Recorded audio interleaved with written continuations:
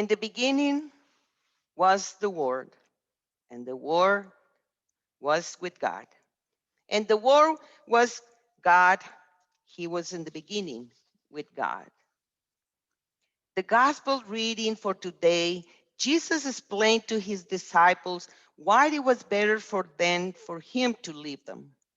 This passage is really relevant to us because Jesus is not with us in physical form.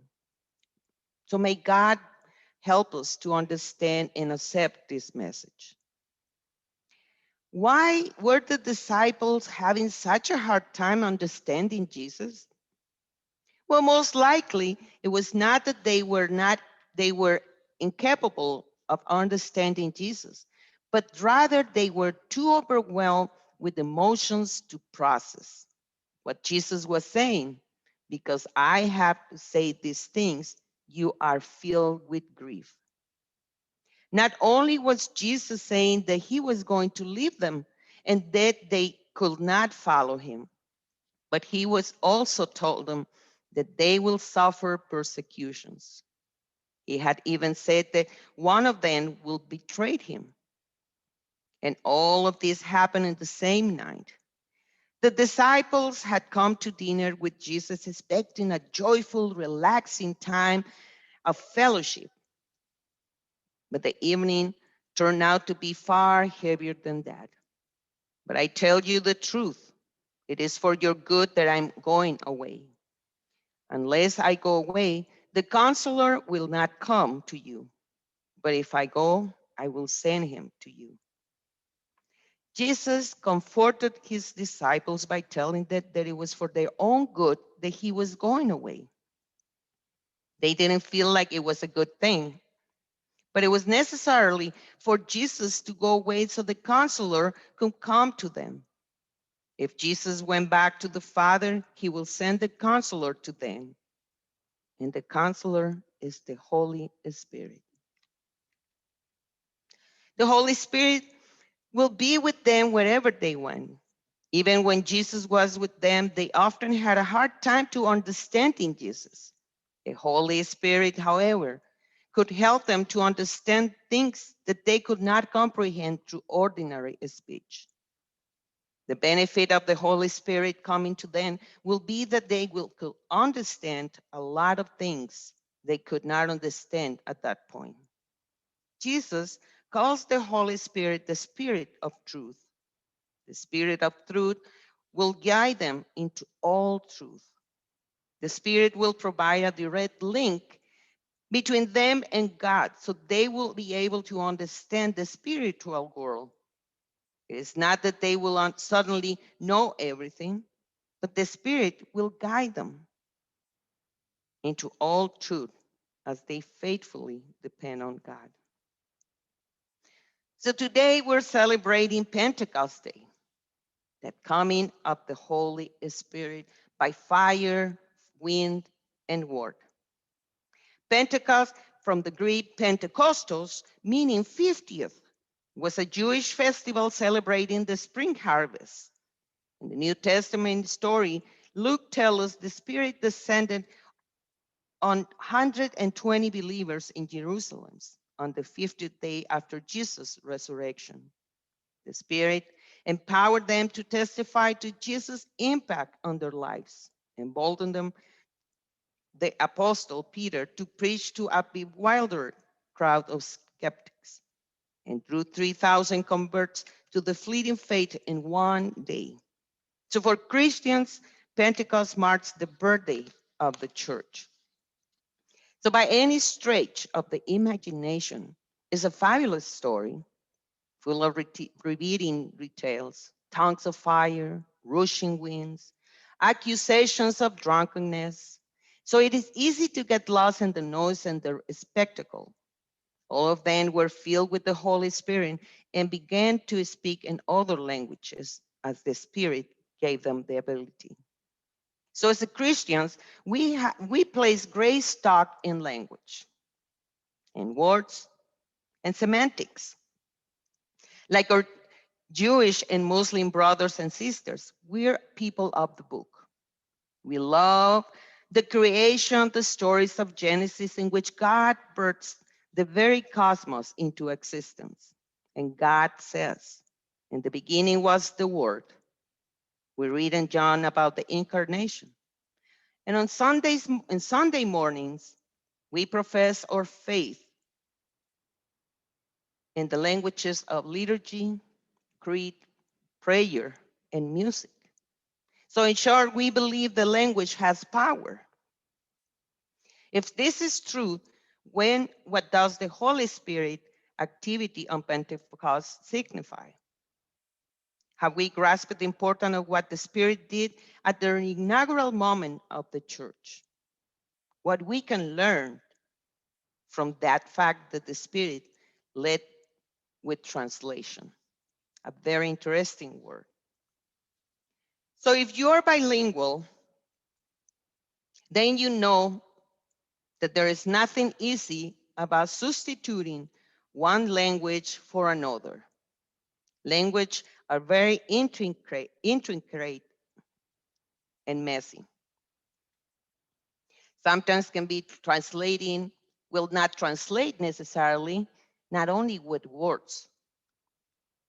And I can testify the English language with all its rules and exceptions, it can drive me a little crazy.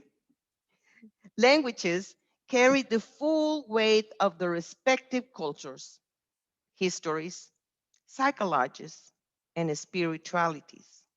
To attempt one language instead of another is to make oneself a learner, a servant, a supplicant.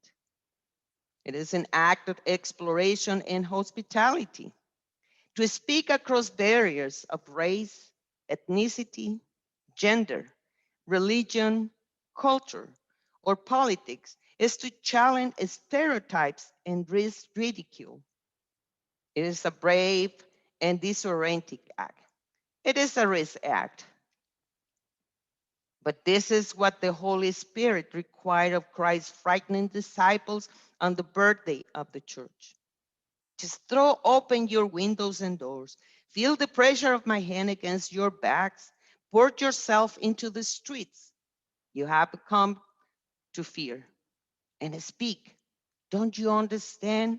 Silence is not a longer an option. You are on fire. But even with that atmosphere of suspicion and cynicism, some people spoke and some people listened. And into those astonishing exchanges, God breathed fresh life. So the bottom line is that something happens when we speak each other's languages. We experience the limits of our own words and perspectives, even when we speak the same language. We learn through curiosity. We learn not only another language, but to understand other people's words. Well, of course, I am standing the obvious when I say Pentecost is the story for our time.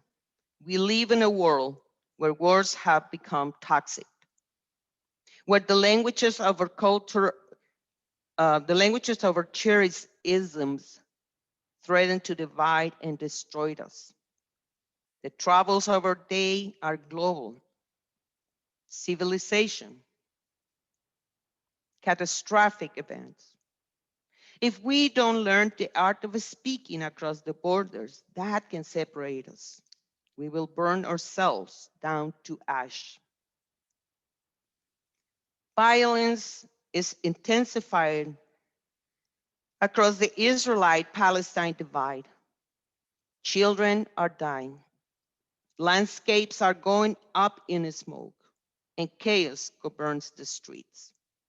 Closer to home, the United States in a state of political and cultural gridlock so fierce that when we have no capacity to communicate across our differences.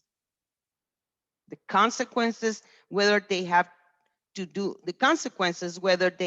with the COVID pandemic, the climate change, the racial justice, or economic disparities, are too numerous to count.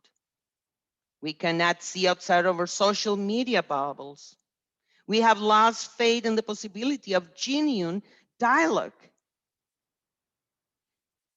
And our faith is faltering.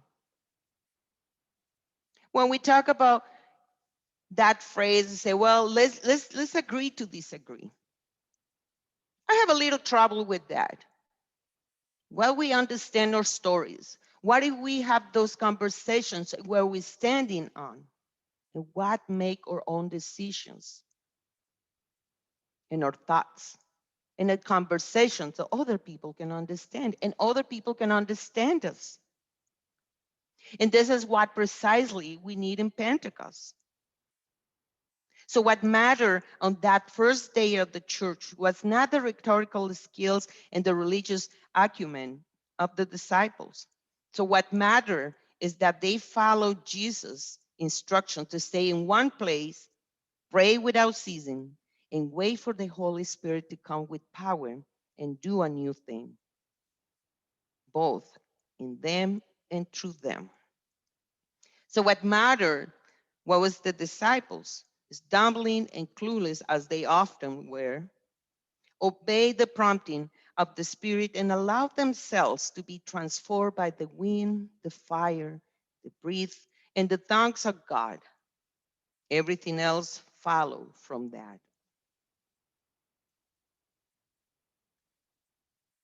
Brothers and sisters, there is no way to overstate how much we need to gather as God's people right now and ask the Holy Spirit to instruct us, to shape us, to remake us, and commission us. We need fresh languages of bridge building. We need new words to rekindle love. We need the wind and fire of God to challenge our complacencies, reset our priorities, ease our anxieties, and move us out. Because here's the thing, no matter how passionately we disagree with others, opinions and beliefs, we cannot disagree with other experiences. Once we have learned to hear and speak your story and the words that matter the most to you, then we have stakes that we never had before. So can we dare to hear what the Spirit is saying us? Stop huddling. Stop hesitating. Speak. The Spirit has come, and silence is not longer an option.